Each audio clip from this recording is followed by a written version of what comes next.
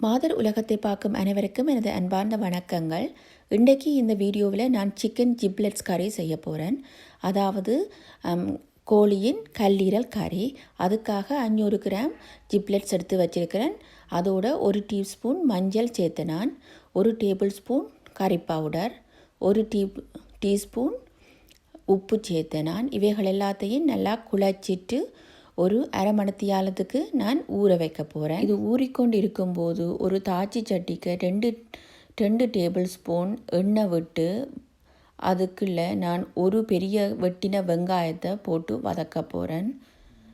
வெங்காயம் ஓரளவு வதங்கின பிறகு அதுக்குள்ளே 5 பல்லு உள்ளியும் 1 இன்ச் இஞ்சியும் குத்தி இதுக்குள்ளே போட்டு வதக்க போகிறேன்.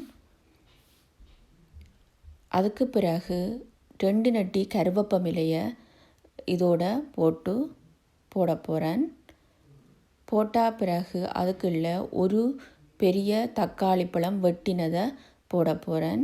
இப்போ இந்த தக்காளி பழம் போட்டாச்சு. போட்டால் பிறகு அதை ஒருக்கா கிளறி விட்டுட்டு அதுக்குள்ளே நான் ஊற வச்சிருந்த ஜிப்லெட்ஸை போட போகிறேன். போட்டு அதை ஒரு 40லிருந்து 45 நிமிஷத்துக்கு அவிய விட போகிறேன். இந்த ஜிப்லெட்ஸும் நாங்கள் அவிய விடும்போது தண்ணி விடும்.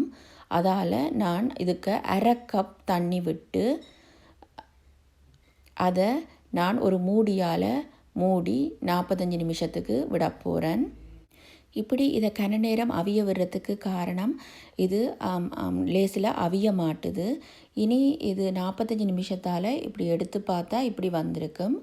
இதோட நான் 1 டீஸ்பூன் மிளகு போட்டு அதோட 1 டேபிள் ஸ்பூன் கரம் மசாலா போட்டு ஒரு 2 நிமிஷத்துக்கு அவிய விட போகிறேன் திறந்து.